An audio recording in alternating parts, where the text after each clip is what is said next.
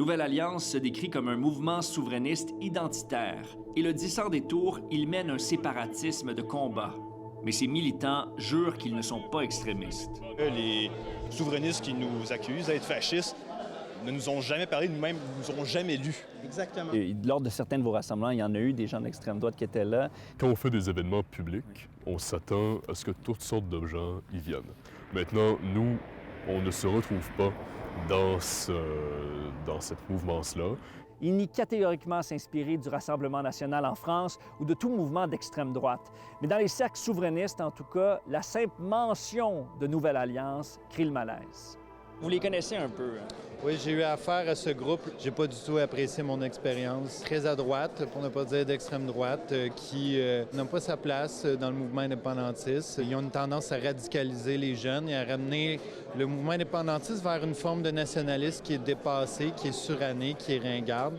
La stratégie principale de Nouvelle Alliance, c'est l'entrisme. C'est-à-dire d'essayer de rentrer dans des mouvements indépendantistes ou des partis indépendantistes en essayant, dans une certaine mesure, de rendre leurs propos un peu plus acceptables. L'été dernier, un jeune a pris la parole lors d'un événement de la Société Saint-Jean-Baptiste pour mettre le mouvement souverainiste en garde contre Nouvelle Alliance. Vous n'êtes pas les bienvenus, vous n'êtes pas nos alliés et nous ne marcherons jamais à vos côtés.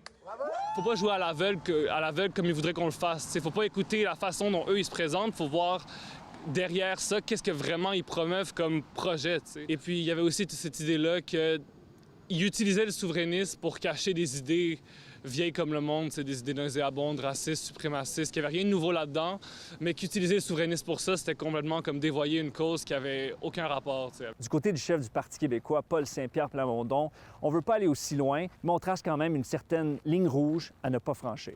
J'ai pas de FBI ni de CIA pour faire l'enquête sur chaque personne qui prend sa carte de membre et participe.